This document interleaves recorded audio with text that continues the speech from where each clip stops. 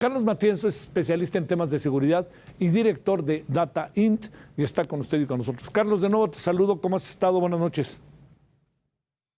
Hola, muy buenas noches a todos. Un saludo. Gracias. Te pregunto, ¿lo que dijo hoy la secretaria de Seguridad Ciudadana es cierto, no es cierto? ¿O es una mirada parcial? ¿O no tiene toda la película? ¿O está viendo solamente una parte? ¿Cómo podríamos revisar?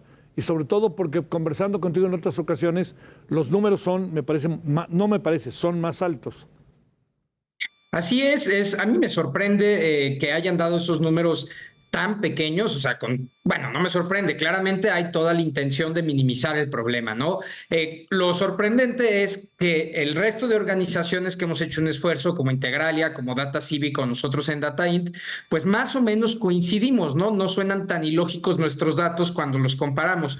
De entrada, por ejemplo, sí hay que hacer algunas aclaraciones. Nosotros contabilizamos 39 desde julio de 2023, pero si tomamos en cuenta el periodo oficial de campañas que empieza en septiembre de 2023, el número es de 35 candidatos, incluyendo el del día de hoy. Entonces estamos muy parecidos a los datos de Integralia en ese sentido. Por otro lado, esta división un poco superficial sí, más bien artificial entre aspirantes y candidatos, pues es realmente muy tramposa por parte del gobierno. Muchos candidatos que ellos no están contabilizando en esos 8 que ellos dicen, sucedieron en abril y ya eran precandidatos, ¿no? Y ya era muy claro su intención, porque ya había un acto oficial, digamos, de su intención de participar. Luego tenemos muchos que sucedieron desde el final del semestre del año pasado, incluso el inicio del primer trimestre de este año, que si bien no estaban registrados porque los tiempos aún no estaban para registrarse, habían expresado ya sus intenciones de ser candidatos. Tenemos también en nuestro conteo, por ejemplo, candidatos suplentes que probablemente no está considerando el gobierno. Y también tenemos un par de candidatos a elecciones, digamos, de otro tipo, muy específicas, como comisarios en los municipios, en estos municipios donde tienen otro tipo de régimen político, ¿no? Entonces, a mí me parece que irse para abajo tan dramáticamente, pues es una intención comunicacional del gobierno y no de resolver el problema. Por lo menos nosotros en Data Int, así como ya lo ha hecho Data Cívica, vamos a hacer públicos nuestros datos y los nombres y digamos el contexto de cada una de las 35 muertes específicas que registramos como de candidatos o aspirantes en el periodo oficial. Y yo invitaría al gobierno que nos llame a las diversas organizaciones, nos sentemos y en una de esas les terminamos ayudando a tener una mejor visión de lo que realmente pasa en el país. Lo que pasa es que la impresión que da es que la forma en que se da la narrativa, se informa, es conveniente, ¿no? 8 sí eran candidatos, otros no eran candidatos oficiales, no alcanzaron, pero eso, digamos, en términos, no rompe el tema de violencia político-electoral bajo el cual en algunas comunidades se está viviendo, ¿no? Es que es eso, Javier, más allá incluso de ni siquiera de aspirantes o candidatos, que por supuesto es el tema más importante, pero hablemos también de toda la gente que ha muerto en el contexto de las elecciones. Mira, este mes de mayo ha sido desastroso. Van 40 asesinatos solo en mayo. ¿Y por qué hay tantos en este mes? Que son 4 veces más que en mayo de 2021. Porque hubo un par de actos en Chiapas específicamente donde murieron, si no me equivoco, 6 y 5 personas en el mismo acto. Iban candidatos, pero también iban familiares y también iban militantes. Han muerto choferes también que van acompañando al candidato. A veces cuando matan a un candidato ha habido casos en que van o su esposa o su hijo, incluso menores de edad, que han fallecido durante los actos. Y todas esas vidas también importan. En total, en el periodo oficial, van 133 asesinatos. Desde que nosotros empezamos a contabilizar, que fue julio del año pasado, son 160. Estamos hablando de 34 familiares, esposas, hijos, tíos, primos, 68 militantes, 6 alcaldes, que esos deberían ser igual de graves que los candidatos, y 13 colaboradores de las campañas, que en muchos casos lamentablemente eran choferes o ayudantes de las campañas, ¿no? Todas esas vidas importan y todo eso tiene un efecto en las elecciones, porque el objetivo es inhibir las elecciones. Como el candidato suplente hoy de Cuautla, sabemos que estaba amenazado el titular y probablemente este asesinato es para reiterar esa amenaza. ¿Quién sabe si un candidato suplente en las cuentas de Rosa Isela entren o no? Y para cerrar nada más esto, yo sí quiero decir que para mí es un enorme fracaso el trabajo de la Secretaría de Seguridad Ciudadana. Tiene muy poco trabajo porque todo lo hace la Guardia Nacional y el Ejército, y este que sí era de ella, que era cuidar las elecciones, ha sido un desastre, o sea, un absoluto desastre. ¿Qué pasa con la Secretaría de Gobernación bajo esta perspectiva, Carlos?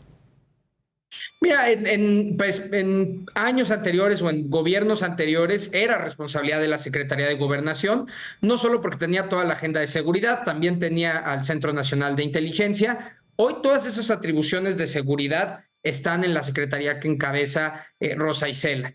Sí tiene que ver también la Secretaría de Gobernación, porque al menos en el diseño de este gobierno es, digamos, la instancia coordinadora y es la instancia que coordina además, digamos, la vida democrática y la gobernabilidad del país y la relación con el INE. También ahí hay una responsabilidad que acotar, a lo mejor menos operativa, pero sí estratégica en cómo tenían que cuidar el proceso electoral y sobre todo de coordinación. Mucho pudo hacer en la Secretaría de Gobernación para coordinar a los mandos de la Guardia Nacional, por ejemplo, directamente con los presidentes de los partidos. Yo he platicado con varios presidentes de partido y ese es el principal drama, que no saben a quién acudir, que están compitiendo contra partidos que están en el gobierno a nivel local, entonces hay una natural desconfianza. Tan simple fuera que todos los comandantes de la Guardia Nacional en los estados tuvieran comunicación directa con los presidentes de los partidos y estoy seguro que nos hubiéramos ahorrado muchísimos de estos atentados. Hay que ver hacia la jornada electoral. Ahorita los comandantes de la Guardia deberían saber directamente de los partidos y de los institutos locales en dónde hay amenazas muy concretas para ahí mandar mayor despliegue el día de la jornada y que estos grupos criminales que seguramente van a querer operar, inhibir a una parte y promover a la otra, que se sientan ellos amenazados de no hacerlo porque hay una gran presencia de Guardia Nacional. Nadie se hizo cargo, ¿no?, de coordinar estos esfuerzos. En primera instancia, la culpable sí, creo que es la Secretaría de Seguridad Ciudadana. En segunda instancia, la Secretaría de Gobernación. Y en un tercer lugar, yo pondría al propio INE, que se va a tener que meter a este tema y le va a tener que poner más seriedad, porque es el principal problema de nuestra democracia. A ver, para entrar en el tema del INE, Carlos, el INE tiene un mapa, ¿no? Supongo de donde hay mayores riesgos e incluso donde pudiera darse el caso eventual de que no se pudieran llevar a cabo las elecciones. Ahí da la impresión de que cada quien va por su lado, ¿no? Porque si hubieran trabajado los tres juntos, uno tiene el diagnóstico, el otro tiene la operación y la otra tiene la estrategia, ¿no?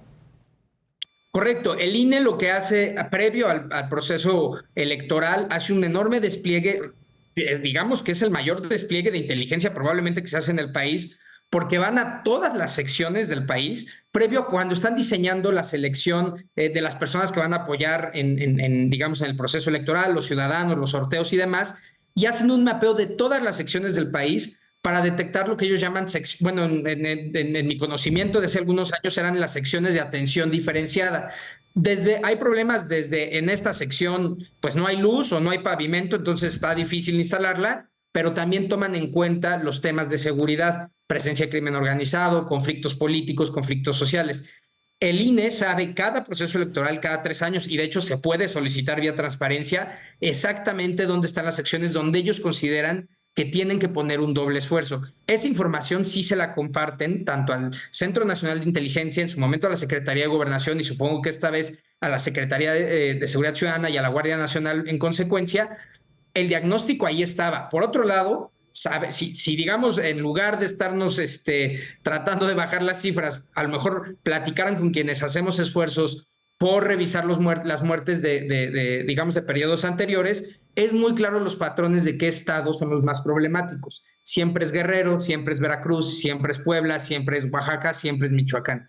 De entrada, en esos estados tendrías que hacer un análisis mucho más detallado, ¿no? Y también yo diría que ahí el Centro Nacional de Inteligencia pues falló y el propio ejército también, ¿no? O sea, ahora más que nunca tienen responsabilidades, ahora más que nunca les han dado la batuta de la inteligencia en el país, aunque no tienen mandato de inteligencia, y pues tampoco aportaron mucho.